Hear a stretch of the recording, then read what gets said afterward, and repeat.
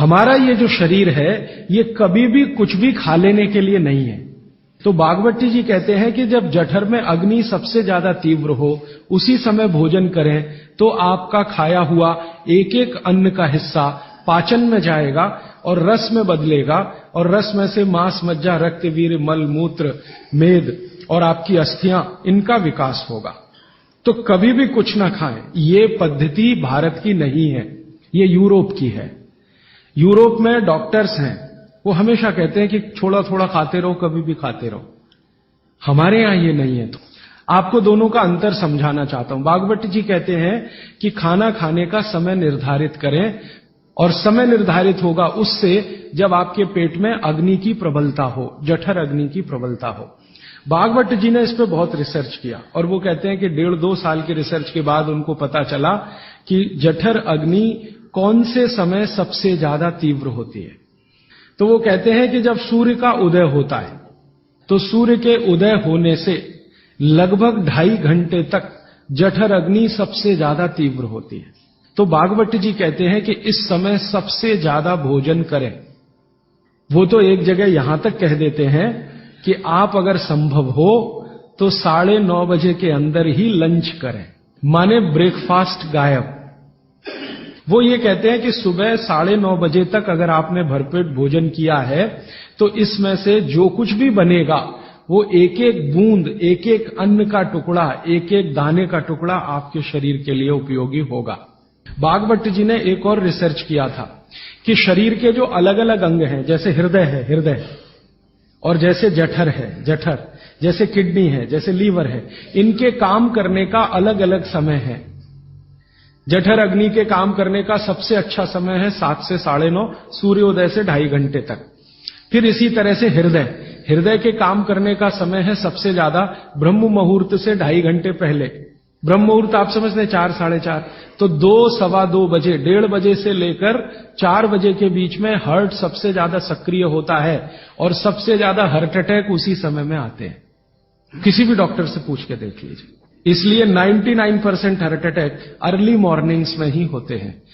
इसी तरह हमारा लीवर है, इसी तरह किडनी है। हर शरीर के अंग का काम करने का एक निश्चित समय है, प्रकृति ने तय किया है, उसको भगवान ने तय किया है। तो आपका जठर अग्नि है, ये सबसे अच्छा 7 से 9:30। तो आप भरपेट खाना खाइए। हैवियर से हैवियर होना चाहिए, भारी से भारी। जितना खाते हैं ज्यादा भी खा लीजिए, कोई फर्क नहीं पड़ता। सुबह के नाश्ते में भरपेट खाइए। फिर वो कहते हैं दोपहर का भोजन अगर आप कर रहे हैं तो इसको थोड़ा कम करिए नाश्ते से। अब सीधे से मैं कहता हूं, अगर आप सवेरे 6 रोटी खाते हैं तो दोपहर को 4 ले लीजिए और शाम को 2 ले लीजिए। तो भागवत जी कहते हैं कि सब कुछ सवेरे खाओ। आपको जो ज्यादा अच्छा लगता है खाने में, मैं आपको एक वाक्य में कहता हूं, जो चीज सबसे ज्यादा पसंद है वो सुबह खाओ। आपकी जीभ स्वाद के लिए मचल रही है, रसगुल्ला पसंद है तो सुबह खाओ, रबड़ी खानी है तो पसंद है तो सुबह खाओ, जलेबी खानी है तो सुबह खाओ, इमरती खानी है तो सुबह खाओ।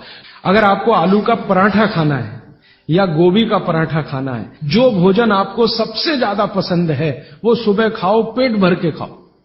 पेट की संतुष्टि हुई, मन की भी संतुष्टि होती है। और भागवती जी कहते हैं कि भोजन में मन की संतुष्टि पेट की संतुष्टि से ज्यादा बड़ी है। मन हमारा जो है ना, ये खास तरह की वस्तुओं से या हार्मोन से या एंजाइम से संचालित है।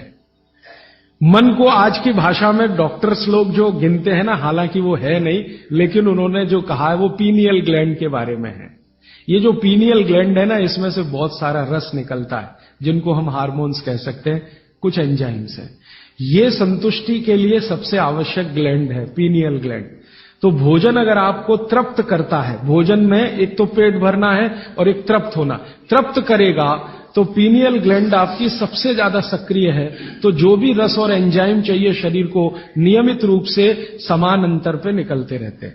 और जो भोजन से तृप्ति नहीं है तो गड़बड़ होती है पीनियल ग्लैंड, और पीनियल ग्लैंड की गड़बड़ी पूरे शरीर में पसर जाती है और आपको तरह तरह के रोगों का शिकार बना दे। अगर आप तृप्त भोजन नहीं कर पा रहे हैं तो निश्चित रूप से 10-12 साल के बाद आपको मानसिक क्लेश होगा और रोग होंगे। मानसिक रोग बहुत खराब है। आप सिजोफ्रेनिया के शिकार हो सकते हैं, डिप्रेशन के शिकार हो सकते हैं, आपको कई ऐसी गंभीर बीमारियां हो सकती हैं। भागवत जी कहते हैं कि आप भोजन करते हुए अगर संतुष्ट नहीं है तो 27 तरह की बीमारियों से ग्रसित हो सकते हैं। अब मैंने ये भागवत जी के सूत्र को चारों तरफ देखना शुरू किया तो मुझे पता चला कि मनुष्य को छोड़कर जीव जगत का हर प्राणी इस सूत्र का पालन कर रहा है, क्योंकि मनुष्य को मैं मूर्ख मानता हूं। हालांकि मनुष्य अपने को होशियार समझता है, लेकिन मनुष्य से ज्यादा होशियार ये जीव जगत के प्राणी हैं। आप चिड़िया को देखो, चिड़िया कितने भी तरह की चिड़िया, सवेरे सूरज उगते ही उसका खाना शुरू हो जाता है, खूब जम के खाती है। तो ये सारे जानवर, सारे जीव जंतु, आप सांप को देखो, बिच्छू को देखो, कीड़ी को देखो, चींटी को देखो, चींटे को देखो, सब जानवर, सब जीव जंतु जो हमारी आंखों से दिखते हैं, जो नहीं भी दिखते हैं, ये सबका भोजन करने का समय सवेरे सूर्योदय का ही है। सूर्योदय के साथ ही ये सब भोजन करते हैं, इसलिए ये हमसे ज्यादा स्वस्थ रहते हैं। और पेट भर गया उसके 4 घंटे के बाद ही पानी पीती है, दोपहर को ही पानी पीती। मैंने आपको कई बार ये कहा है, आप उसको हंस देते हैं, किसी भी चिड़िया को डायबिटीज नहीं होता, किसी भी बंदर को हार्ट अटैक नहीं आता। बंदर तो आपके नजदीक है ना शरीर रचना में, बस बंदर और आप में एक ही अंतर है कि उसको पूंछ है, आपको नहीं है, बाकी सब कुछ एक ही है। आपका हृदय बंदर का हृदय, आपका लीवर बंदर का लीवर, आपकी किडनी बंदर की किडनी, सब कुछ समान है। मां का गर्भाशय, बंदरिया का गर्भाशय, सब समान है। मेरे एक बहुत अच्छे मित्र हैं डॉक्टर रविंद्रनाथ शानबाग, कर्नाटक में एक उडुपी नाम की जगह है, वहां रहते हैं, बहुत बड़े प्रोफेसर हैं, मेडिकल कॉलेज में काम करते हैं। उन्होंने एक बड़ा गहरा रिसर्च किया। उन्होंने कहा कि मैंने जिंदगी भर, माने 15-16 साल उन्होंने एक रिसर्च किया कि बंदर को बीमार बनाओ, क्योंकि उन्होंने बहुत सारे वैज्ञानिकों से यह सुन रखा है कि बंदर बीमार नहीं होता, और बीमार होगा तो मरेगा ही, जीवित नहीं रहेगा। वो कहते हैं कि मैं 15 साल असफल रहा, बंदर को कुछ नहीं हो सकता। वो कहते हैं कि मैंने बहुत कोशिश किया कि उसके ब्लड का कोलेस्ट्रॉल बढ़ा दूं, बढ़ता ही नहीं। तब उन्होंने एक दिन रहस्य की बात बताई, वो आपको भी मैं बता देता हूं कि बंदर का जो ब्लड है ना, उसका RH फैक्टर दुनिया में सबसे आदर्श है। और आपका RH फैक्टर जब नापता है ना कोई डॉक्टर, तो बंदर से ही कंपेयर करता है, वो बताता नहीं आपको, ये अलग बात है। तो वो प्रोफेसर साहब कहते हैं, यार ये सब एक ही चक्कर है कि बंदर सवेरे ही सवेरे भरपेट खाता है, जो आदमी नहीं खा पाता। तो वो प्रोफेसर रविंद्रनाथ शानबाग ने कुछ अपने मरीजों को कहा कि देखो भैया, बंदर की तरह से खाओ, माने सुबह सुबह भरपेट खाओ। कि जब से उन्होंने सुबह भरपेट खाना शुरू किया, किसी की डायबिटीज माने शुगर कम हो गई, किसी का कोलेस्ट्रॉल कम हो गया, किसी के घुटने का दर्द कम हो गया, किसी के कमर का दर्द कम हो गया, किसी का कुछ, गैस बनना बंद हो गई, पेट में जलन होना बंद हो गई, नींद अच्छी आने लगी, वगैरह वगैरह। तो समय मैंने आपको बता दिया, सूरज उगा और 2.5 घंटे तक, माने 9:30 बजे तक, ज्यादा से ज्यादा 10 बजे तक आपका भोजन हो जाना चाहिए। और ये भोजन तभी होगा जब आप नाश्ता बंद करेंगे। ये नाश्ता हिंदुस्तानी चीज नहीं है, ये अंग्रेजों की है।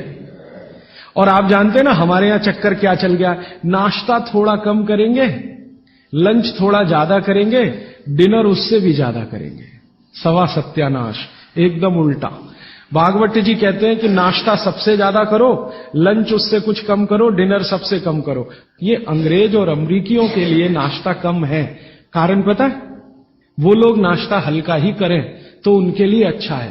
कारण उसका एक ही है कि अंग्रेजों के देश में सूर्य नहीं निकलता, साल में 8-8 महीने तक सूरज के दर्शन नहीं होते।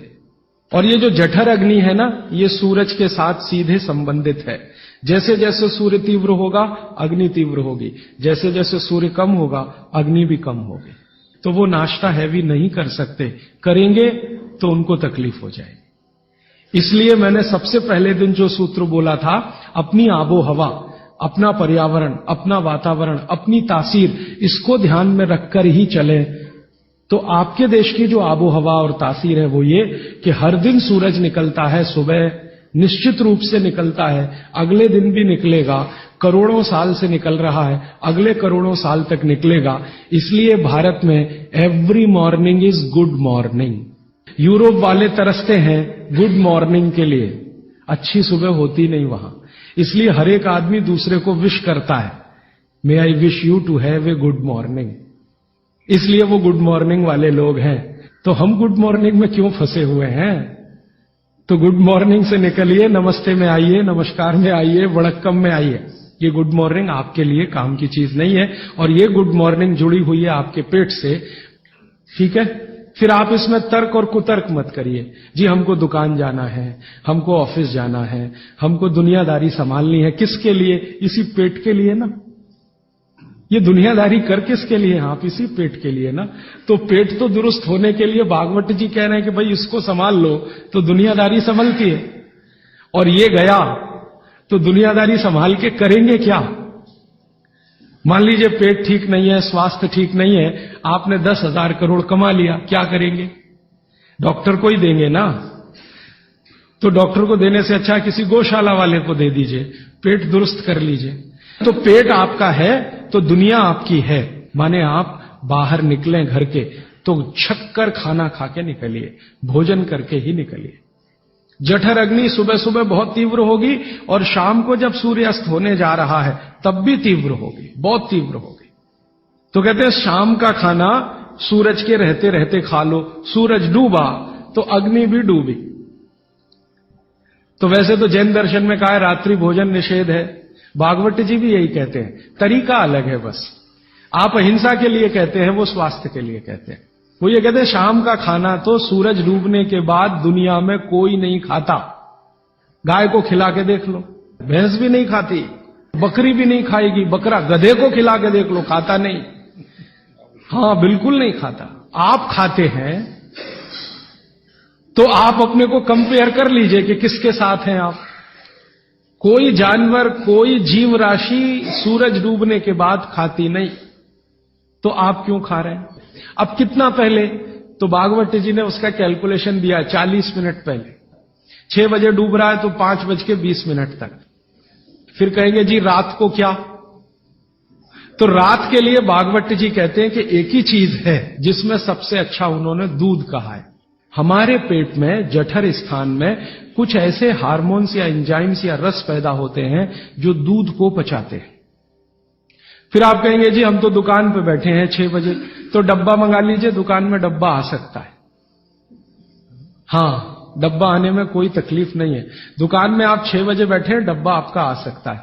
और मैं आपको हाथ जोड़कर कह रहा हूं, आप में से कोई भी डायबिटिक पेशेंट है, कोई भी अस्थमेटिक पेशेंट है, किसी को भी बात का गंभीर रोग है, आज से ये सूत्र चालू कर दीजिए।